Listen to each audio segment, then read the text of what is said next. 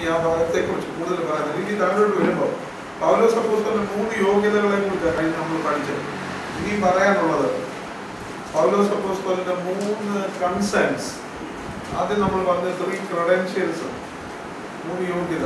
ഇപ്പം പറയുന്ന 3 കൺസേൺസ്. പൗലോസിനുണ്ടായിരുന്ന 3 ഭാരങ്ങൾ, 3 ആകാംക്ഷ, അല്ലെങ്കിൽ ആകാംക്ഷ എന്ന് പറയാൻ പറ്റത്തില്ല, ഒരു പൗലോസ് അതിനുവേണ്ടി അങ്ങ് ഭാരപ്പെടുക. അയ്യോ അത് സംഭവിക്കുന്നു. ആ 3 കാര്യങ്ങൾ, 3 കൺസേൺസ്. ഭാരം എന്നുള്ള വാക്കാണ് കുറച്ചുകൂടെ. കൺസേൺ എന്നുള്ളത് ഒത്തിരി ഉണ്ടല്ലോ.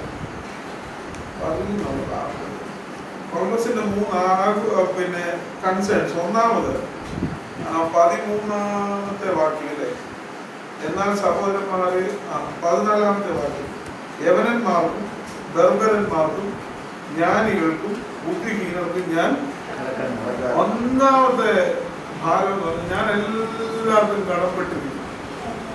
I am obligated, I am a debtor. എനിക്കൊരു കടമുണ്ട് തീർക്കാൻ. പൗലോസിന്റെ വലിയൊരു ഭാരം, എനിക്കൊരു കടം കൊടുത്ത് തീർക്കാനുണ്ട്. ഒരു കടമുണ്ടെങ്കിൽ നമുക്കൊരു ഭാരം, തീർച്ചയായിട്ടും ആ കടം വീട്ടാനൊരു ഭാരം. നമുക്കൊരു വലിയ കടമാണ്.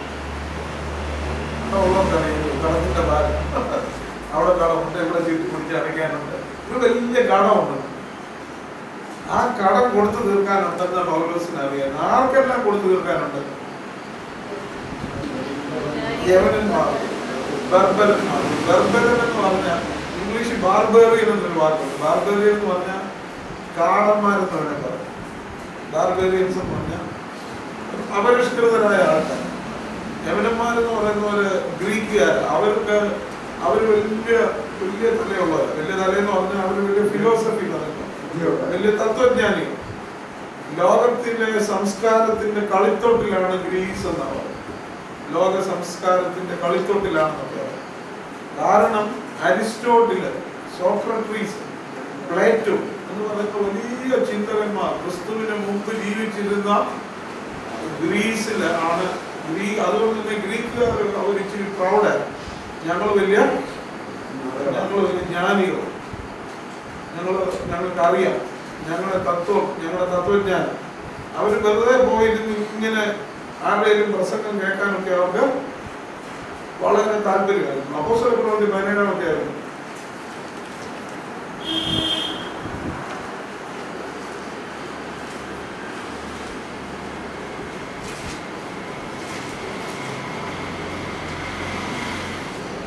അപ്പോസ്തലപ്രവൃത്തി 17-ാം അധ്യായത്തിന്റെ 22 മുതലുള്ള വാക്യങ്ങളാണ്. പൗലോസ് അപ്പോസ്തലൻ ഏതൻസിൽ പോകും, അതേനെ പോകും.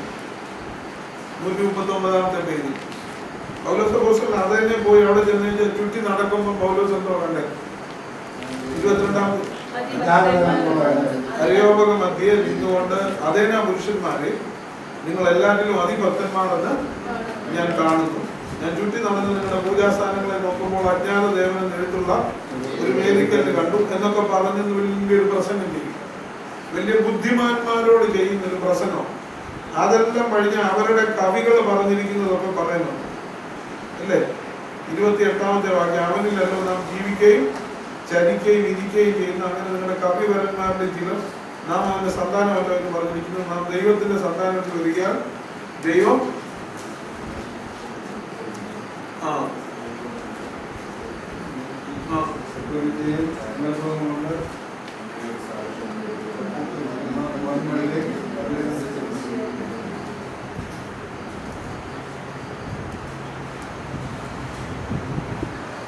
ഈ വിടുവായൻ എന്ത് പറയുന്നു എന്നുള്ളതില്ല.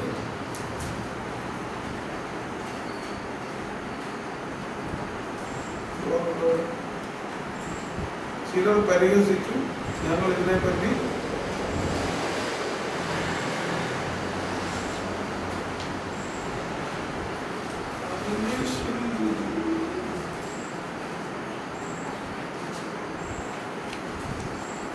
മേളിൽ 17-ാം അധ്യായത്തിന് 18-ാമത്തെ വാക്യം. എപ്പിക്യൂരിയനും 16 തൊട്ട് അവിടെയാണ് പറയുന്നത്. അതേനയിൽ പൗലോസ് അവർക്കായി കാത്തിരിക്കുമ്പോൾ നഗരത്തിൽ ബിംബങ്ങൾ നിറഞ്ഞിരിക്കുന്ന നമ്മുടെ മനസ്സിന് ചൂട് പിടിച്ചു. അവൻ പള്ളിയിൽ വെച്ച് യഹൂദന്മാരോട് ദൈവഭക്തരോട് ഞങ്ങളുടെ സ്ഥലത്ത് ദിവസേന കണ്ടവരോട് സംഭാഷിച്ചു പോന്നു. എപ്പിക്യൂരിയനും സ്തോയിക്കരുമായ തത്വജ്ഞാനികളിൽ ചിലർ അവനോട് വാദിച്ചു, വിടുവാൻ എന്ത് പറവാൻ പോകുന്നു. 18-ാമത്തെ വാക്യം. അപ്പം പൗലോസ് പറഞ്ഞപ്പോൾ അവനെ കുറിച്ച് എന്താ പറഞ്ഞത്? വിടുവാൻ എന്നാണ്. ഞങ്ങൾ ഇത്രയും പഠിപ്പും വിദ്യാഭ്യാസവും വിവരമുള്ളവർക്ക് വരുന്നുണ്ട്, ഈ കൊച്ചുദേശി ഇങ്ങനെ എന്നാ പറയാൻ ഞങ്ങൾ വന്നിരിക്കുന്നത്? ഈ വിടുവാൻ എന്താ പറയുക? What this babbler is going to, ഇവൻ എന്നാ ബാബ്ലർ പറയുന്നതെന്ന് ചോദിക്കത്തില്ല. അതുപോലെ തന്നെ അവർ ചോദിച്ചു. എപ്പിക്യൂരിയനും സ്റ്റോയിക്കരും എന്ന് പറഞ്ഞാൽ, സ്റ്റോയിക്സ് എന്ന് പറഞ്ഞാൽ ഭയങ്കര ജ്ഞാനികളാണ്. എപ്പിക്യൂരിയൻ ഫിലോസഫി എന്ന് പറഞ്ഞാൽ, എപ്പിക്യൂരിയൻസ് എന്ന് പറഞ്ഞാൽ തിന്നുക കുടിക്കുക, കേട്ടിട്ടില്ലേ? തിന്നുക കുടിക്കുക ആനന്ദിക്കുക, നാളെ ചാവും, ഏതായാലും ചാവും. ഇത് ഇത്രയൊക്കെ ഉള്ളൂ. ഇപ്പൊ അടിച്ചു പൊളിച്ച് ജീവിക്കും, നാളെ ചാവും. ഇപ്പൊ ഉണ്ടാക്കാവുന്ന അത്ര ഉണ്ടാക്കുക, അടിച്ചു പൊളിച്ച് ജീവിക്കുക, സൂഹിക്കുക. അതാണ് എപ്പിക്യൂരിയൻ ഫിലോസഫി. ജ്ഞാനികളെന്ന് പറഞ്ഞാൽ ഇച്ചിരി കൂടെ തത്വജ്ഞാനമൊക്കെ പറഞ്ഞ് ജീവിക്കുന്നു.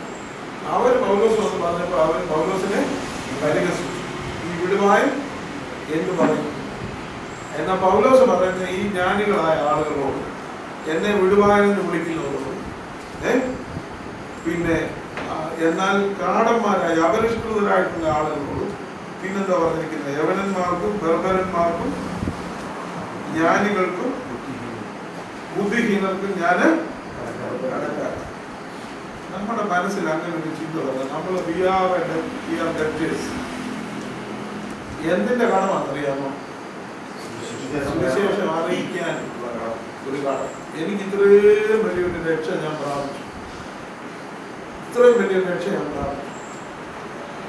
ഇത് ഞാൻ മറ്റുള്ളവർക്ക് കൊടുക്കാനുള്ള ഒരു വലിയ ഉത്തരവാദിത്വം എനിക്ക്. ശ്രീലങ്കയിൽ ജനിച്ചു വളർത്തപ്പെട്ട D.P. നൈൽസ് എന്ന് പറയുന്ന ഒരു മനുഷ്യൻ, അയാൾ ഇപ്രകാരം പറഞ്ഞിട്ടുണ്ട്: evangelism is like A beggar telling another beggar where he found bread. സുവിശേഷം അറിയിക്കുക എന്ന് പറയുന്നത് ഒരു ഭിക്ഷക്കാരൻ, അവൻ വിശന്ന് വലഞ്ഞ് നടക്കും, അവൻ ഓടിച്ചെന്ന് അവന് ഭക്ഷിക്കാൻ ആഹാരം കിട്ടുമ്പോൾ അവൻ ചെന്നിട്ട് പറഞ്ഞു, ഇന്നത്തെ ചെന്നാലേ നിനക്കും നോക്ക് നോക്കി. ഈ വഴിക്കൂടെ 2 പേര് തന്നെ കേട്ടു, ഇടത്തെയും വലത്തെയും വീടുകളെല്ലാം കയറും. അമ്മ വിശക്കുന്നു വല്ലതും തന്നെ, ആരും ഒന്നും കൊടുക്കുന്നില്ല. അവസാനം ഒരു വീട്ടിൽ വന്നപ്പോൾ ഇച്ചിരി ഭക്ഷണം കിട്ടും, അവന് വയറ് നിറച്ച് കിട്ടിയാൽ മറ്റവൻ അപ്പോഴും അതുവഴി ഇങ്ങനെ ചെണ്ടിക്കൊണ്ട് 2 പേരും ഒരുമിച്ച് ഇറങ്ങിയതാണ്. 2 പേർക്കും വിശപ്പുണ്ട്, പക്ഷെ ഒരുത്തന് കിട്ടി. ഇവൻ കഴിച്ചേച്ച് ന്യായമായിട്ടും മര്യാദയുള്ളവനാണ്, മനസാക്ഷി ഉള്ളവനാണ്, അവൻ്റെ പുറകെ ഓടും. ഓടിയിട്ട് പറയട, ഇന്ന വീട്ടിലെ അമ്മച്ചി എനിക്ക് തന്നു, ഞാൻ നല്ലപോലെ വിശാലായിട്ട് നീ എന്നാ എന്തെങ്കിലും കിട്ടാൻ. അതിനാ സുവിശേഷം. എടാ, ഞാൻ പ്രാപിച്ചു, ഞാൻ രക്ഷപ്പെട്ടു, എനിക്ക് പാപക്ഷമ കിട്ടി, എൻ്റെ ഹൃദയഭാരം നീങ്ങി, എനിക്ക് സമാധാനം പ്രാപിച്ചു. നീ കാൽവരി ക്രൂസിന്റെ റോഡിലേക്ക് അത് പറയുന്നതാണ് യഥാർത്ഥ സുവിശേഷം. അതെല്ലാവരോടും പറയണം. ജാതിയില്ല, മതമില്ല, വർഗമില്ല, വർണ്ണ വ്യത്യാസമില്ലാതെ എല്ലാവർക്കും ഞാൻ കടക്കാം. സുവിശേഷം അറിയിക്കാൻ ഇറങ്ങിയിട്ട് ഞാൻ സുറിയാനി ക്രിസ്ത്യാനി വരെ മാത്രമേ ഇരിക്കുമെന്ന് പറയാൻ പറ്റുകയില്ല. വസ്ത്രം ധരിക്കാത്ത ആളുകൾ ഒരു സ്ഥലത്ത് താമസിക്കുന്നുണ്ട്, അവരുടെ ഇടയിൽ പോയി അവിടെ ചെല്ലുമ്പോൾ ഇവിടുത്തെ പോലെ എന്താ ടോയ്ലറ്റ്സോ മറ്റു സൗകര്യങ്ങളോ ഒന്നും കാണത്തില്ല. ഏത് സാഹചര്യത്തിലും പോയി സുവിശേഷം അറിയിക്കാനായിട്ട് നാം തയ്യാറായി. ഇവരൊക്കെ നാം ടൂറിസ്റ്റായി പോകും, ആന്ധ്രയിൽ ഇപ്പോൾ അവിടെ പോകുന്നത് എങ്ങനെ പുറത്താവും. ഞങ്ങളുടെ ഒരു അച്ഛനുണ്ട്, അച്ഛൻ അവർ ആമിലായി മധ്യപ്രദേശിലാണ്. ഞാനിങ്ങനെ ഫോൺ ചെയ്തപ്പോൾ എന്നോട് പറഞ്ഞു, ഏറ്റവും പഞ്ഞം സ്ഥലമെല്ലാം ഉണ്ട്, വെള്ളത്തിനാണ്. ആറ്റോണ്ടൊക്കെ പോകും അവിടെ ഏറ്റവും കൂടുതൽ 2-3 പേര് 3-4 പേര് ടോയ്ലറ്റിൽ പോയിട്ട് അയച്ചിട്ട് വെള്ളം ഒഴിക്കും. ഓരോരുത്തരും പോയിട്ട് ഒഴിക്കാം. നമ്മൾ ഇത്രയും വെള്ളം ഇവിടെ അങ്ങനെ ഒരു സ്ഥലത്ത് പോയി സുവിശേഷം അറിയിക്കാൻ പാടില്ല. ചിലരുടെ സ്ഥലത്ത് ചെല്ലുമ്പോൾ ഗ്രാമങ്ങളിൽ ചെല്ലുന്നുണ്ടെങ്കിൽ അങ്ങോട്ട് ഇരുന്നുണ്ടെങ്കിൽ ആദ്യം അവരൊരു പാത്രം വെള്ളം തരും. അത് കുടിച്ചെങ്കിൽ അവർ അവരുടെ ടെസ്റ്റ് ചെന്നിരുന്ന ഉടനെ അവിടെ ഒരു പായോ എന്തെങ്കിലും ഒന്ന് എടുത്തിട്ട് അവസ്ഥയിലിരിക്കണം, ഒരു പാത്രം വെള്ളം കൊണ്ടുതരും, അത് കുടിച്ചെങ്കിൽ പിന്നെ ബാക്കി പറഞ്ഞാൽ മതി. കാര്യം അവിടെയൊക്കെ ഈ ഭയങ്കര ജാതി ഉച്ചനീചത്വങ്ങളുള്ള ഡിസ്ക്രിമിനേഷൻ ഉണ്ട്. അപ്പൊ ഇവൻ വന്ന് ഞങ്ങൾ വെള്ളം കുടിക്കില്ലേ പിന്നെ എന്തോ അവൻ എന്നാ പറയണ്ട, പിന്നെ എന്റെ വെള്ളം നിനക്ക് വേണ്ട, പിന്നെ നീ ജീവിതത്തിന്റെ ജലം തരാമെന്ന് പറഞ്ഞ് വന്നിരിക്കും. സുവിശേഷം എല്ലാവർക്കും വേണ്ടിയുള്ള, എല്ലാവരോടും സുവിശേഷം അറിയിക്കാനായിട്ട് ഞാൻ കടംപെട്ടിരിക്കും. അതാ പൗലോസ് അപ്പോസ്തലൻ പറയുന്നത്. ഈ 2 രാജാക്കന്മാരുടെ പുസ്തകം 7-ാം അധ്യായത്തിൽ ഒരു കഥയുണ്ട്. എലീശായുടെ കാലത്തായിരുന്നു. അവിടെ കഥയെല്ലാം നടന്ന സംഭവം. അവിടെ അരാമ്യർ വന്ന് പാളയം ഇറങ്ങി. പാളയം ഇറങ്ങി കഴിഞ്ഞപ്പം ഇവരങ്ങ് ചുറ്റുപാട് ഇറങ്ങി കഴിഞ്ഞപ്പോൾ അവിടെ ഭക്ഷണം ഇല്ലാതെ, ഭക്ഷണം ഇല്ലാതെ ആയപ്പോഴാണ് എലീശാ പ്രവാചകൻ, എലിയ പ്രവാചകൻ പറഞ്ഞു, നാളെ ഈ നേരത്തെ ഇവിടെ 2 സയ മോദവും ഒക്കെ വിൽക്കുമെന്ന് പറഞ്ഞു. അപ്പോൾ അവിടെ ഒരു അകമ്പടി നായകനുണ്ടായിരുന്നു. അവൻ പറഞ്ഞ യഹോവ ആകാശത്തിൽ കിളിവാതിൽ ഉണ്ടാക്കിയാലും തേങ്ങ വിൽക്കുകയെന്ന് പറഞ്ഞു. ഈ നടക്കാൻ പോകുന്നില്ല, കാര്യം ഇവരെല്ലാം വന്നിട്ട്. അപ്പം എലീശാ പ്രവാചകൻ പറഞ്ഞു, നീ അത് കാണും, പക്ഷെ നീ അത് അനുഭവിക്കില്ല. അന്ന് രാത്രി ദൈവം ഒരു വലിയ ശബ്ദം കേൾപ്പിച്ചു. 6-ാം പാളയത്തിൽ നിന്ന് അവരെല്ലാം അവരുടെ സാധനങ്ങളെല്ലാം ഇട്ടേച്ചങ്ങ് ഓടിപ്പോയി. ഓടിപ്പോയപ്പോൾ 2 കുഷ്ഠരോഗികളുണ്ടായിരുന്നു. അവർ പാളയത്തിന് പുറത്തായിരുന്നു. അവർ പറഞ്ഞു, ഏതായാലും നമ്മളിവിടെ കിടന്നാലും മരിക്കുമൊന്നും കിട്ടാം, എന്നാൽ പിന്നെ അവിടെ പോയി നമുക്കൊന്ന് നോക്കിയേക്കാം, അവർ നമ്മളെ പിടിക്കുന്നെങ്കിൽ പിടിക്കട്ടെ, ജീവനോട് വെക്കണമെങ്കിൽ. അവർ എന്നപ്പോൾ കൊണ്ട് ഇട്ടെറിഞ്ഞേച്ച് സർവ്വതും ഇട്ടെറിഞ്ഞേക്കുമ്പോൾ ഓടിയിരിക്കും. അവർ ചെന്ന് ഇഷ്ടം പോലെ കഴിച്ചു കഴിഞ്ഞ് 7-ാം അധ്യായത്തിൽ 9-ാമത്തെ ഒരു വാക്യം നോക്കി 2 രാജാക്കന്മാർ എഴുതിയിട്ടുണ്ട്. ആ കുഷ്ഠരോഗികൾ പാളയത്തിന്റെ അറ്റത്തെത്തി ഒരു കൂടാരത്തിനകത്ത് കയറി തിന്നു കുടിച്ച ശേഷം അവിടെ നിന്ന് വെള്ളിയും പൊന്നും വസ്ത്രങ്ങളും എടുത്തുകൊണ്ട് പോയി ഒളിച്ചു വെച്ചു. മടങ്ങി വന്ന് മറ്റൊരു കൂടാരത്തിനകത്ത് കയറി അതിൽ നിന്നും എടുത്തുകൊണ്ടുപോയി ഒളിച്ചു വെച്ചു. പിന്നെ അവർ തമ്മിൽ നാം ചെയ്യുന്നത് ശരിയല്ല, ഇന്ന് സദ്വർത്തമാനമല്ലോ, നാമോ മിണ്ടാതിരിക്കുന്നു. നേരം പുലരും വരെ നാം താമസിച്ചാൽ നമുക്ക് കുറ്റം വരും. ആകയാൽ വരുവിൻ, നാം ചെന്ന രാജധാനിയിൽ അറിവ് കൊടുക്ക എന്ന് പറഞ്ഞു. നേരം പുലരും വരെ താമസിച്ചാൽ നമുക്ക് കുറ്റം വരും. അതുകൊണ്ട് ഇപ്പം പോയി പറയും. നമ്മൾ ഓർത്തോണം, നേരം പുലരും വരെ താമസിക്കില്ലേ. ഇച്ചിരൂടൊക്കെ കരിയട്ടെന്ന് പറഞ്ഞ് നേരം പുലരാൻ നമ്മള് ഇരിക്കുക. പക്ഷെ ഇന്ന് സദ്വർത്തമാനം ദിവസം, ഇപ്പോഴാകുന്നു സുപ്രസാദ കാലം, ഇപ്പോഴാകുന്നു രക്ഷാദിവസം. ഒരു ദിവസം ഈ ജീവന്റെ വചനം അറിയാം. നമ്മൾ പറയും തോമസ് ലീഗ 2000 വർഷത്തിനപ്പുറത്ത് ഇവിടെ വന്നു ഈ കട്ടിലേലാണ് കിടന്നത്, അവിടെ അപേക്ഷ കൊണ്ട് നാട്ടിയത്, ഇവിടെ വെച്ചു എന്നൊക്കെ പറഞ്ഞു. ഇവിടുന്ന് ഒരു 100 കിലോമീറ്റർ 200 കിലോമീറ്റർ പോയാൽ ഇന്നും കർത്താവിനെ കുറിച്ച് കേൾക്കാത്ത ആളുകളും ഗ്രാമങ്ങളും. ഇന്ദിരാഗാന്ധി 1984 ഒക്ടോബർ 31-ാം തീയതി വെടിയേറ്റ് മരിച്ചു. അരമണിക്കൂറിന് മുമ്പ് എന്തുവാ അടുത്ത 10 മിനിറ്റിനകം അമേരിക്കയിൽ വരുക. ലോകമെമ്പാടും വന്നു, രാജ്യമല്ല.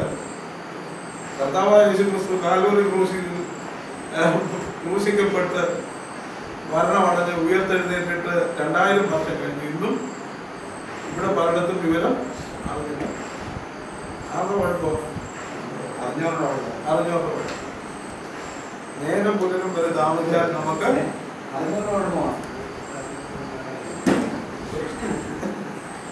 2000 വർഷത്തെ നമുക്കൊരു ഭാരം ഉണ്ടായിരിക്കണം. ആ ഒബ്ലിഗേറ്റഡ്. ഞാൻ കടക്കാരനാണ്. ഞാൻ ജോർജ് വെർണർ നിങ്ങൾ കേട്ടിട്ടുണ്ട്. ജോർജ് വെർണർ ഓപ്പറേഷൻ മൊബിലൈസേഷൻ എന്ന് പറയുന്ന വലിയ സംഘടന സ്ഥാപിച്ച വ്യക്തിയാണ് ജോർജ് വെർണർ. ഒരു സാധാരണക്കാരൻ. സാധാരണ എന്ന് പറഞ്ഞാൽ തിരുവല്ലായി കഴിഞ്ഞ വർഷം ഞാൻ അയാളെ അടുത്ത 1-2 പ്രാവശ്യം കണ്ടു. ഒരു പ്രാവശ്യം കണ്ടില്ല, ഒരു പ്രാവശ്യം. ഡൂലോസെന്നും ലോഗോസെന്നും കപ്പലൊക്കെ ഞങ്ങൾ പോയി കണ്ടു. ജോർജ് വെർണർ ഇന്ത്യയിൽ കയറാൻ വിസ കൊടുക്കില്ല. പിന്നെ നേപ്പാളിൽ വന്നിട്ട് പോകുന്നേ ഉള്ളൂ. ഇപ്പോഴാണ് ഇന്ത്യയിൽ വരാൻ 25-30 വർഷത്തിന് ശേഷം വിസ വരും. ഓപ്പറേഷൻ മൊബിലൈസേഷൻ ഒത്തിരി രാജ്യങ്ങളിൽ പ്രവർത്തിക്കുന്ന സംഘടന. ഒത്തിരി പേര് OMB പ്രവർത്തിക്കുന്നുണ്ട്. വളരെ ജോർജ് വെർണർ ആരംഭിച്ചത്. ജോർജ് വെർണറിന് കിട്ടിയ ഒരു ഭാരം ജോർജ് വെർണർ ചെല്ലുമായിട്ട് പങ്കുവച്ചു. ഞാൻ ജോർജ് വെർണറിനെ കാണുന്നു. ജോർജ് വെർണർ ചെയ്യുന്നു. ജോർജ് വെർണർ ഒരു ജാക്കറ്റ് ആ ജാക്കറ്റ് മുഴുവൻ ലോകത്തിന്റെ പടം. ജോർജ് വലിയൊരു ഗ്ലോബ് എടുത്തോണ്ട് ഇങ്ങനെ നിർണയിച്ച് ഇവിടെ സുവിശേഷം അറിഞ്ഞിട്ടില്ല, ഇവിടെ സുവിശേഷം ഇവിടെ അറിഞ്ഞിട്ടില്ല. പുള്ളി എഴുതിയൊരു പുസ്തകമുണ്ട്, out of the comfort zone, സുരക്ഷിത മേഖലയ്ക്ക് പുറത്തേക്ക്. ഒരുപക്ഷെ നിങ്ങളൊക്കെ ആ പുസ്തകം കണ്ടു. നമ്മളിപ്പോ ആയിരിക്കുന്ന സ്ഥലം എവിടെയാണ്? Comfort zone. എൻ്റെ വീട്, എൻ്റെ പിള്ളേര്, എൻ്റെ സൗകര്യങ്ങൾ എല്ലാം ഇതൊരു കംഫർട്ട് സോൺ, സുരക്ഷിത മേഖല. ഇവിടെ എനിക്ക് കുഴപ്പമില്ല, കുഞ്ഞുങ്ങളെ സ്കൂളിൽ വിടാൻ, നല്ല വിദ്യാഭ്യാസം കൊടുക്കാൻ, എല്ലാം കൊടുക്കും. പക്ഷെ ഇതിന് പുറത്തേക്ക് പോയി പാളയത്തിന് പുറത്ത് ക്രിസ്തുവിന്റെ നിന്ന ചുമക്കുവാൻ തയ്യാറാണ്. അപ്പോൾ എല്ലാവർക്കും നോർത്ത് ഇന്ത്യയിലും ബീഹാറിലും ഒറീസയിലൊന്നും പോകാൻ പറ്റത്തില്ല. തൊട്ടടുത്തൊക്കെ ഒന്ന് പറയും, ചിലരോടെങ്കിലും ഒന്ന് പങ്കിടുവാനായിട്ട് നമ്മൾ എത്ര പേരോട് ഒരു ദിവസം വർത്താനം, എന്തെല്ലാം കാര്യങ്ങൾ പറയും, എത്ര നേരം കർത്താവിനെ കുറിച്ച്. ഒരു 3 മണിക്കൂർ നമ്മൾ ഒരാളോട് സംസാരിക്കുന്നു, ഒരു വാക്ക് പോലും കർത്താവിനെ കുറിച്ച് പറഞ്ഞു. ഞാനൊരു കടക്കാരനാകുന്നു എന്നുള്ള ബോധ്യം നമ്മുടെ കാര്യം. കോട്ടെ, ഞാൻ രണ്ടാമത് പൗലോസിന്റെ മറ്റൊരു ഭാരം എന്ന് പറയുന്നത്, അങ്ങനെ റോമയിലുള്ള നിങ്ങളോട് സുവിശേഷം അറിയിക്കാൻ എന്നാൽ ആവോളം ഞാൻ ഒരുങ്ങിയിരിക്കുന്നു. I'm prepared to preach, അല്ലെങ്കിൽ I'm ready to preach. സുവിശേഷം അറിയിക്കാൻ ഞാൻ ഒരുങ്ങി. സുവിശേഷം അറിയിക്കാനുള്ള ഒരു ഒരുക്കം എപ്പോഴും. എഫേസ്യ ലേഖനം 6-ാം അധ്യായത്തിന്റെ സമാധാന സുവിശേഷത്തിനായിട്ടുള്ള ഒരുക്കം കാലിന് ചെരുപ്പാക്കണം. സർവായുധ വർഗത്തിന്റെ അകത്തെ ഒരു കാര്യമാണ് അല്ലെങ്കിൽ സത്യം കെട്ടി നീതി എന്ന കവചം ധരിച്ച് രക്ഷ എന്ന ദുഷ്ടന്റെ തീയപ്പുകളെ ഒക്കെയും എടുക്കുവാൻ തക്കതായ വിശ്വാസം എന്ന പരിച എല്ലാം എടുത്തുകൊണ്ട് നിൽക്കുന്നു പറഞ്ഞിട്ട് സമാധാന സുവിശേഷത്തിനായിട്ടുള്ള ഒരുക്കം കാലിന് ചെരുപ്പാണ്. ഒരു റെഡിനെസ്, എപ്പോഴും സുവിശേഷം പറയാനായിട്ടുള്ള ഒരുക്കം. ഞാൻ നിങ്ങളോടും റോമയിലുള്ള നിങ്ങളോടും സുവിശേഷം അറിയിക്കാൻ എന്നാലാവോളം ഞാൻ ഒരുങ്ങി. സുവിശേഷം അറിയിക്കാനുള്ള ഒരു ഒരുക്കം എപ്പോഴും. കർത്താവ് ദൈവവചനത്തെ എന്തിനോടാണ് ഉപയോഗിച്ചിട്ടുള്ളത്? വിത്തിനോട്. ഒരു മനുഷ്യൻ വിതയ്ക്കാൻ പുറപ്പെട്ടു, വിത്തിനോടാണ്. ഈ വിത്ത് എപ്പോഴാണ് വിതയ്ക്കുന്നത്? നമ്മളൊക്കെ ഇവിടെ നെല്ല് എപ്പോഴാണ് വിതയ്ക്കുന്നത്? കണ്ടത്തിൽ എത്ര തവണ വരും? 2-3 തവണ വരും, ഇല്ലേ? എന്തുകൊണ്ട് 2 തവണ വിതയ്ക്കുന്നു? അല്ലെ 1 തവണ? വെള്ളം പൊങ്ങി പോകുന്നുണ്ടെങ്കിൽ ആ പ്രാവശ്യം വിതയ്ക്കത്തില്ല. കാലാവസ്ഥ അനുസരിച്ചാണ് നമ്മൾ വിത നിശ്ചയിക്കുന്നത്. പക്ഷേ സുവിശേഷത്തിന് അങ്ങനെ ഒരു കാലാവസ്ഥയുടെ പ്രശ്നമില്ല. ഇവിടെ ഒരു കൺവെൻഷനാ ദുരിതം കയറി അടിച്ചെന്ന് പറഞ്ഞാൽ ഉടനെ അന്ന് നമ്മൾ കൂട്ടായ്മ ഇനി 6 മാസത്തേക്ക് കൂട്ടായ്മ വേണ്ട, അല്ലെങ്കിൽ കൂട്ടായ്മ നമുക്ക് വേറെ സ്ഥലത്താക്കാം, 6 മണിക്കാക്കാം, അല്ലെങ്കിൽ പകലെ അങ്ങ് കൂടി തിരിച്ചിങ്ങനെ പോരാ. അല്ല പോട്ടെ, അത് വേറൊരു കാര്യം. വിത്ത് വിതയ്ക്കാൻ ഒരു പ്രത്യേക സമയമില്ല. കാരണം ഇതേത് സമയത്ത് വിതച്ചാലും കിളുക്കുന്ന വിത്ത്, മുള പൊട്ടാത്ത വിത്തല്ല. 1 കൊരിന്ത്യർ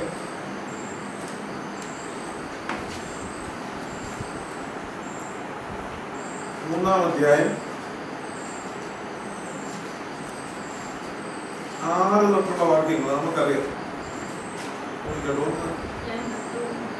370-ാമത്തെ പേജ് 3-6 തൊട്ട്. ഞാൻ നട്ടു, അപ്പൊല്ലോസ് നനച്ചു, ദൈവം അത്രേ വളരുമാറാക്കുന്നത്. ആകയാൽ വളരുമാറാക്കുന്ന ദൈവമല്ലാതെ നടുന്നവനും നനയ്ക്കുന്നവനും ഏതുമില്ല. ആര് വിതച്ചാലും, അപ്പൊല്ലോസ് നട്ടു, ഞാൻ നട്ടു, അപ്പൊല്ലോസ് നനച്ചു, ദൈവമാണ് വളരുമാറാക്കുന്നത്. It is God who gives the harvest. ദൈവമാണ് കൊയ്ത്ത് നമുക്ക് തരുന്നത്.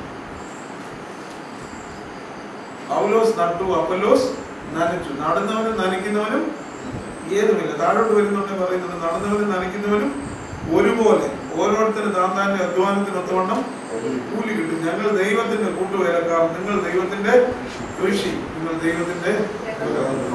അതുകൊണ്ട് ഇതിനൊരു പ്രത്യേക കാലാവസ്ഥയും സമയമൊന്നുമില്ല. എപ്പം വേണമെങ്കിലും ആരുടെ അടുക്ക വിതയ്ക്കാം?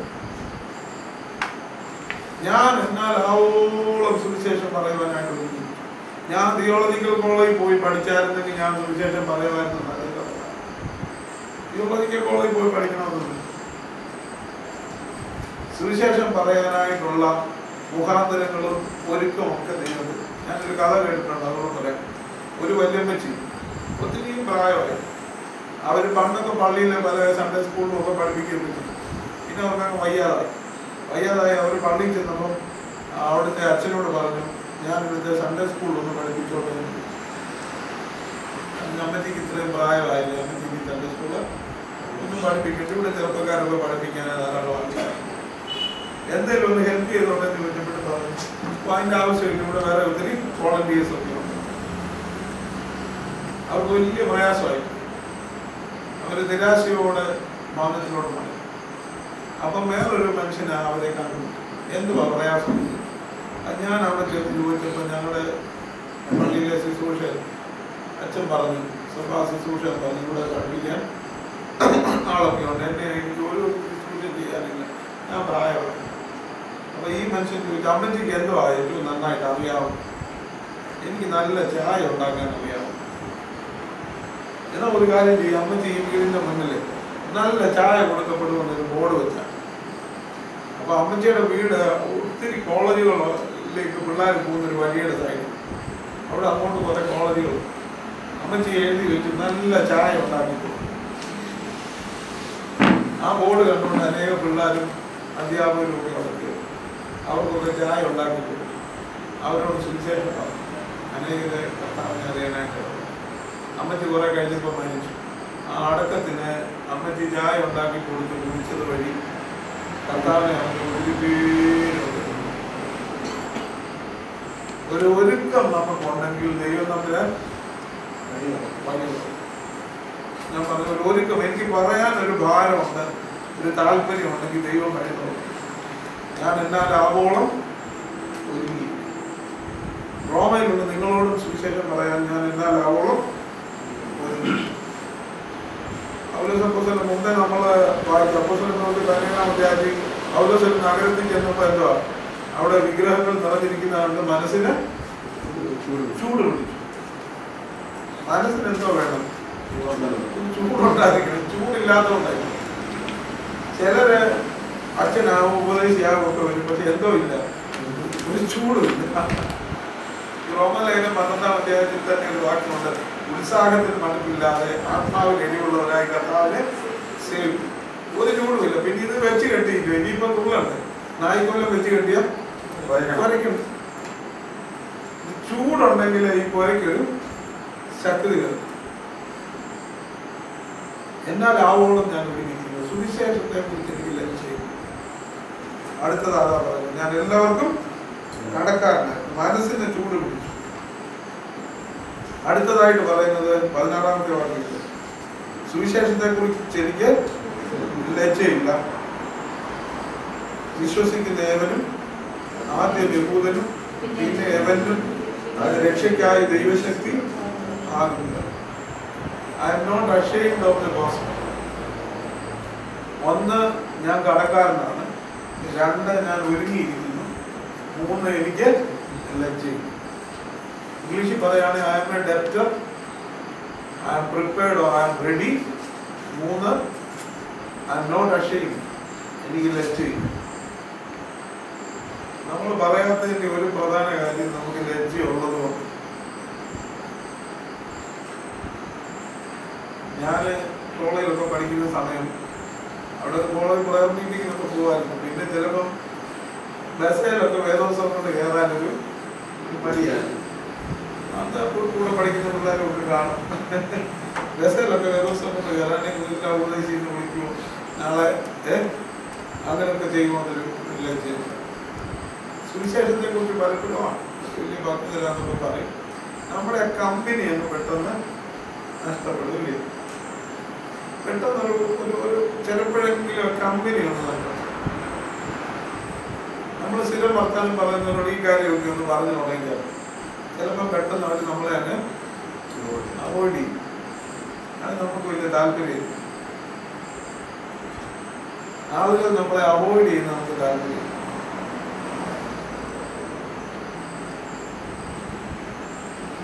ഞാൻ ചിലപ്പോഴൊക്കെ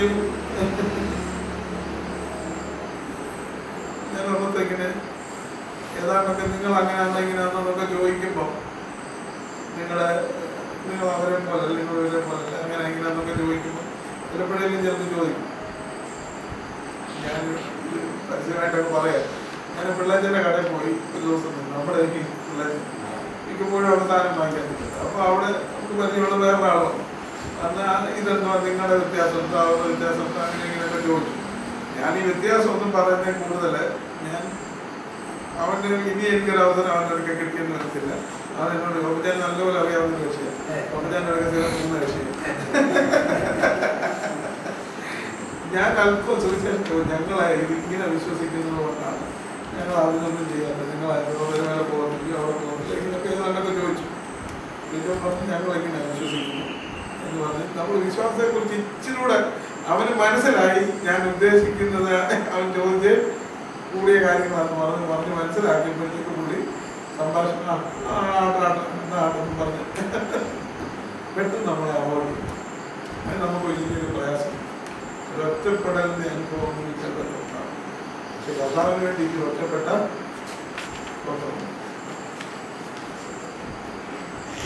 സുവിശേഷം അറിയിക്കുന്നത് നമ്മുടെ സുഹൃത്തുക്കൾ. ഞാനൊരു അച്ഛൻ എന്നുള്ള നിലയിൽ എനിക്ക് സമീപിക്കാൻ കഴിയുന്നതിൽ എത്രയോ ആളുകളെ നിങ്ങളൊക്കെ സമീപിക്കും. ഞാൻ ഈ കുപ്പായിട്ടോടെ ചെല്ലുമ്പോഴേ എന്നെ നോക്കി വെച്ചിരിക്കാം, ഇയാളെ എൻ്റെ അടുത്ത് നിർത്തണമെന്ന് അവരുടെ മനസ്സിൽ അന്നേരം കാണും. പക്ഷേ നമ്മുടെ ഇപ്പൊ ഷുഗർ വലയത്തിലേക്ക് കയറി തന്നെ പേഴ്സണൽ ഫ്രണ്ട്ഷിപ്പാണ്. ഞാൻ ജോലി ചെയ്ത ആളാണ്, നിങ്ങൾക്കറിയാമെങ്കിൽ ഞാനൊരു ഗവൺമെന്റ് ഉദ്യോഗസ്ഥനായിട്ട് ജോലി ചെയ്തു. എൻ്റെ കൂടെ ജോലി ചെയ്ത മിക്കവാറും എല്ലാവരോടും സുവിശേഷം പറയാൻ എനിക്ക് അവസരം. എങ്ങനെങ്കിലും അതിനൊരു സാഹചര്യം ഉണ്ടാക്കിയിരുന്നു. ഞാൻ ക്രിസ്മസിന് ചിലപ്പോൾ വീട്ടിലെ കേക്ക് ഉണ്ടാക്കി എൻ്റെ ഭാര്യ തരും. അതുകൊണ്ട് എല്ലാ ക്രിസ്മസിനും ഓഫീസിൽ കൊണ്ട് എല്ലാവർക്കും കൊടുക്കുക. ഒരവധം പറ്റി അങ്ങനെ അറിഞ്ഞപ്പോഴോ ഒരു ദിവസം അവര് വളർന്നു കണ്ടൊരു പ്രസാദം കൊണ്ടുവന്നു. അവരെ വായിച്ചോ എനിക്കത് കണ്ടിട്ട് ഞാനത് ഞങ്ങളുടെ പായസം നിങ്ങൾക്ക് വേണ്ടായ നിങ്ങളുടെ വീട്ടിൽ ഞങ്ങൾക്കും വേണ്ടാത്തൊരു സ്റ്റേറ്റ്മെന്റ് ഒരിക്കൽ കിട്ടി. പറഞ്ഞത് ചിലപ്പോഴൊക്കെ ഒറ്റപ്പെടലിന്റെ അനുഭവങ്ങളൊക്കെ ഉണ്ടായിരുന്നു. പക്ഷെ സുവിശേഷം അറിയിക്കാനായിട്ട് നമുക്കൊരു താല്പര്യം. എനിക്ക് ലജ്ജയില്ല, എനിക്ക് എന്തെങ്കിലും വന്നോട്ടോ എനിക്ക് ലജ്ജയില്ല എന്നുള്ള ഒരു വലിയ ഒരു ഭാരം, ഒരു ബോധ്യം നമുക്ക്.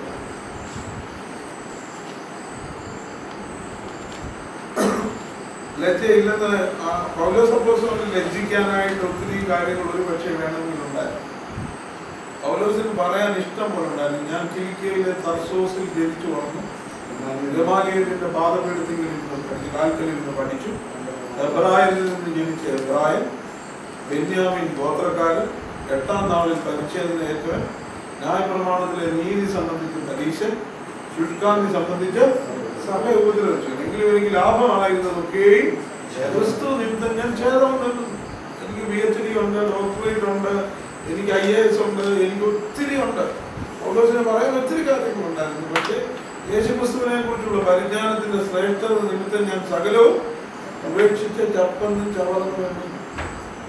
യേശുക്രിസ്തുവിനെ കുറിച്ചുള്ള പരിജ്ഞാനം ഉണ്ടോ എന്നുള്ളതിന്റെ ടെസ്റ്റ് എന്താണെന്നറിയാമോ?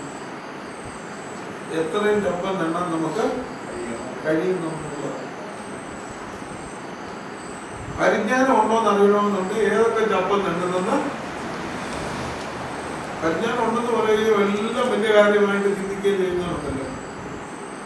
അവര് പരിജ്ഞാനത്തിന്റെ ശ്രേഷ്ഠത ഉണ്ടെന്ന് നമുക്ക് പറയാനായിട്ട് എന്റെ നിമിത്തം ആരെങ്കിലും അപ്പനെയോ അമ്മയോ സഹോദരനെയോ സഹോദരിയോ ഭാര്യയോ നിലങ്ങളെയോ ഉപേക്ഷിച്ചാൽ ഈ ലോകത്തിൽ ഉപദ്രവങ്ങളോട് കൂടെ 100 മടങ്ങ് നിന്ന് തരും. ആകാശവും ഭൂമിയും ഒഴിഞ്ഞു പോയാൽ ഈ വാക്കിനൊന്നും മാറ്റം വരത്തില്ല. 100 മടങ്ങ് ദൈവമെന്ന് പറഞ്ഞ് തന്നില്ലെങ്കിൽ ദൈവം തമ്പുരാൻ ആരാകും? കള്ളനാണ്. ദൈവം തമ്പുരാൻ കള്ളനാണ്. എനിക്ക് പോകുന്നൊരു വലിയ കാര്യമായിട്ട് ഞാൻ കണക്കാക്കുന്നില്ല. അല്ലെങ്കിൽ അമേരിക്ക പോയത് കൊണ്ട് വലിയൊരു കാര്യം സംഭവിച്ചെന്ന് പറയാനില്ല. എങ്കിലും ഞാനൊരു കാര്യം പറയാം. എനിക്കറിയാവുന്ന ഒരു സുവിശേഷനുണ്ട്.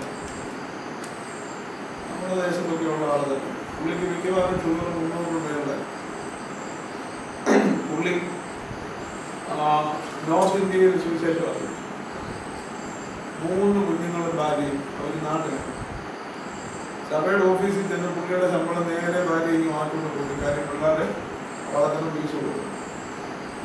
എല്ലാവരും പഠിക്കുന്നവരായിരുന്നു. മൂത്ത മോള് കോഴഞ്ചേരി കോളേജ് പഠിച്ചപ്പോൾ വീട്ടിൽ നിന്ന് ഒരു മുട്ട ചിലപ്പോൾ അമ്മ കൊടുത്തേക്ക് അവളെ മുക്കിന് കൊണ്ടൊന്ന് കൊടുത്തേച്ച് പൈസ വാങ്ങിച്ച് ബസ്സേ കയറി കോളേജ് അവിടെ പഠിച്ചു. വലിയ BSc നഴ്സിംഗിന് കിട്ടി. BSc നഴ്സിംഗ് കഴിഞ്ഞു. അവൾ സൗദിയിൽ പോയി കല്യാണം കഴിച്ചു. അമേരിക്കയിൽ പോയി നല്ല നിലവാരം ചെയ്തു. അതിൻ്റെ ഇളയ ആള് അതിന് നേരെ ഒരു വയസ്സ് എൻ്റെ കൂടെ പഠിച്ചതാണ്. അവൻ MCOM ഒക്കെ കഴിഞ്ഞു. അവന് അമേരിക്കയിൽ. അതിൻ്റെ ഇളയ ആള് അവന് നല്ല നിലയിൽ അവിടെ അമേരിക്കയിൽ നിന്ന് MS ഒക്കെ എടുത്ത് അവിടെ. പക്ഷെ ഞാൻ ആ പുള്ളി ശുശ്രൂഷിച്ചൊരു സ്ഥലത്ത് പോയിട്ടുണ്ട്. അത് ബിലായിൽ നിന്ന് പിന്നെ പോകണം. റായ്പൂർ കഴിഞ്ഞ് ഒറീസ ബോർഡറിലേക്ക് പോകുന്ന സ്ഥലത്ത് ജാലുക്കെന്ന് പറയുന്ന സ്ഥലം, സരൈപ്പാളയ്ക്കൊക്കെ പോകും. ആ കൽക്കട്ട ഹൈവേ അതിൻ്റെ സൈഡിൽ പുള്ളി താമസിച്ചത് എന്താണെന്ന് പറഞ്ഞാൽ മണ്ണ് കൊണ്ടുള്ള ഭിത്തി, റാ പോലുള്ള ഓടുകൾ. പുള്ളി 2000-ലായിരിക്കും മരിച്ചത്. ഞങ്ങൾ അവിടെ ചെന്ന സമയത്ത് അതിൻ്റെ അകത്ത് ഇത്രയും കച്ചി ഇട്ടിട്ടുണ്ട്. കാര്യം അതിൻ്റെ അകത്ത് കട്ടിലൊന്നുമില്ല. തണുപ്പ് കാലത്ത് ഈ കച്ചിയല്ലായിരുന്നു കിടക്കുന്നത്. ഈ മോന് ഇളയ മോന് ഞാനും കൂടെ പോയി. മോൻ്റെ കണ്ണുനീര് അവിടെ നിന്ന് ധാരധാരയായിട്ട് അവിടെ വരും. എൻ്റെ അപ്പന് 300 ഷുഗറും എത്തുകൊണ്ട് ഇവിടെ ആണല്ലോ. എനിക്ക് സത്യത്തിൽ ഞാൻ പറഞ്ഞത് ദൈവം അവരെ അനുഗ്രഹിച്ചു. ദൈവം ആരുടെയും കിടക്കാരനാണ്. ദൈവം അത്ഭുതകരമായിട്ട് നടന്നു. ആ അമ്മ രാത്രി കിട്ടും അയൽവക്കത്തുള്ളവരെ കാണാതിരിക്കാൻ രാത്രി ലാമ്പട്ടം ഉള്ളപ്പോൾ മൂന്നാലി കൊണ്ട് കിളച്ച് കപ്പയിട്ട് പിള്ളേരെ വളർത്തി. എനിക്ക് വ്യക്തമായിട്ട് അറിയാം. പിള്ളേർ എൻ്റെ പ്രായമൊക്കെയാണ്. മൂത്ത മോളെന്നേക്കാൾ 1 വയസ്സ് കൂടുതൽ, മോൻ എൻ്റെ പ്രായം. ഇളയവനും ഞാനും കൂട്ടുകാരൻ എന്നേക്കാൾ 3-4 വയസ്സ്. പക്ഷെ ദൈവം അത്ഭുതകരമായിട്ട് നടന്നു. ദൈവം ആരുടെ കടക്കാരനല്ല. ഞാൻ കടക്കാരൻ.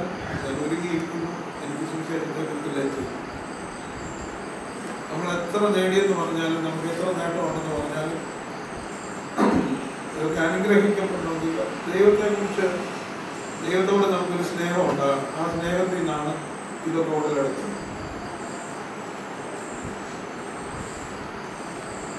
പറയാൻ വന്ന മറ്റൊരു കാര്യം, ഈ സുവിശേഷം എന്ന് പറയുന്നത് അന്നത്തെ കാലത്ത് റോമൻ സാമ്രാജ്യം എന്ന് പറയുന്നത് വലിയ ശക്തിയേറിയ ഒരു സാമ്രാജ്യം. റോമാക്കാരെല്ലാവരെയും കീഴടക്കി. ഗ്രീക്ക് സാമ്രാജ്യത്തിന് ശേഷം, അലക്സാണ്ടർക്ക് ശേഷം പിന്നെ റോമാക്കാരാണ് ഉയർന്നു വന്ന റോമൻ പീസ് എന്ന് നിങ്ങൾ കേട്ടിട്ടുണ്ടായിരിക്കും. പാക്സ് റൊമാന എന്നൊക്കെ എഴുതി ചിലത്തെങ്കിലും വെച്ചിട്ടുണ്ടായിരിക്കും. Pax Romana, Roman peace. റോമയിൽ വലിയൊരു പട്ടാളമുണ്ട്. അവർ പലയിടത്തും ഇങ്ങനെ ഇപ്പൊ അമേരിക്കൻ പട്ടാളം പലയിടത്തും സ്റ്റേഷൻ ആയിരിക്കുന്ന പോലെ പല ദ്വീപുകളും ഒക്കെ എടുത്ത്. ജപ്പാനിൽ ഒരു പ്രശ്നം ഉണ്ടായ അവിടെ അമേരിക്കക്കാരൻ കയറി ഒരു ദ്വീപ് ചൈനക്കാരന് 10 വർഷത്തിനൊക്കെ കിടവുണ്ട്.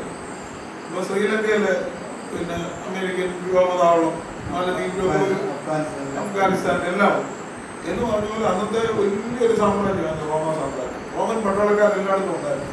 അതുകൊണ്ട് റോമൻ സാമ്രാജ്യത്തിന്റെ എല്ലാ ഭാഗത്തും ഒരു സമാധാനം നിലനിന്നു. റോമക്കാര് അതുകൊണ്ട് തന്നെ അവരുടെ ശക്തിയിൽ വളരെ. ഇപ്പൊ ഫിലിപ്പായി എന്ന് പറയുന്ന ആ ഫിലിപ്പിയ പട്ടണമുണ്ട്. അതിനെക്കുറിച്ച് പറയുന്നത് റോമാക്കാർ കുടിയേറി പാർത്തത് ആ സ്ഥലത്തെ ഒരു പ്രധാന പട്ടണവുമായിരുന്നു. അങ്ങനെ പ്രധാന പട്ടണങ്ങളൊക്കെ അവരുടെ നിയന്ത്രണത്തിലുള്ള 3 സ്ഥലങ്ങളുണ്ട്. അപ്പോൾ അവിടോട്ട് ചെന്ന് പറയുന്ന ആരെക്കുറിച്ചാണ് അറിയാമോ? അവര് കൈയടക്കി വെച്ചിരിക്കുന്ന ഇസ്രായേൽ രാജ്യത്തിന്റെ തലസ്ഥാനത്ത് ഒരു കുറ്റവാളിയെ പോലെ മരിച്ച്, അന്നത്തെ കാലത്ത് ഏറ്റവും നിന്ദ്യമായ മരണം എന്ന് പറയുന്നത് ക്രൂശിലാണ്. ഒരു കുറ്റവാളിയെ പോലെ മരിച്ച ഒരു യഹൂദ ആശാരി, ഒരു ജൂയിഷ് കാർപ്പൻ്റർ, യേശുക്രിസ്തുവിനെ ഇന്നത്തെ വിലയല്ല അന്ന്.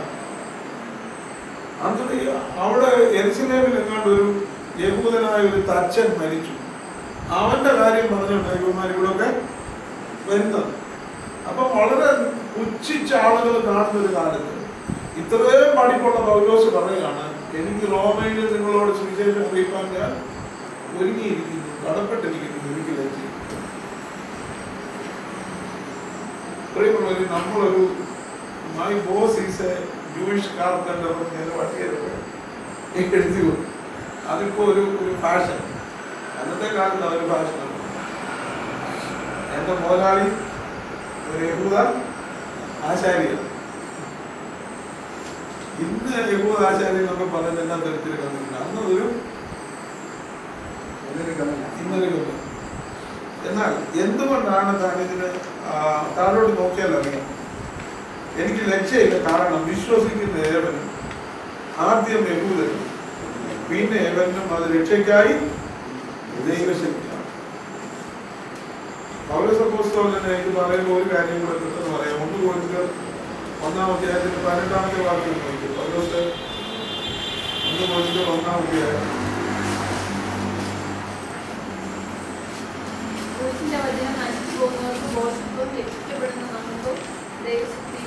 ക്രൂശിന്റെ വചനം നശിച്ചു പോകുന്നവർക്ക് ഭോഷത്വവും രക്ഷിക്കപ്പെടുന്ന നമുക്കോ ദൈവശക്തിയുമാകുന്നു. ജ്ഞാനികളുടെ ജ്ഞാനം ഞാൻ നശിപ്പിച്ചു, ബുദ്ധിമാന്മാരുടെ ബുദ്ധി ദുർബലമാക്കി. പിന്നെ വേറൊരു ഭാഗത്ത് പറയുന്നുണ്ട് 22-ാമത്തെ വാക്യം, യഹൂദന്മാർ അടയാളം ചോദിക്കുകയും യവനന്മാർ ജ്ഞാനം അന്വേഷിക്കുകയും ചെയ്യുന്നു, ഞങ്ങളോ ക്രൂശിക്കപ്പെട്ട ക്രിസ്തുവിനെ പ്രസംഗിക്കും.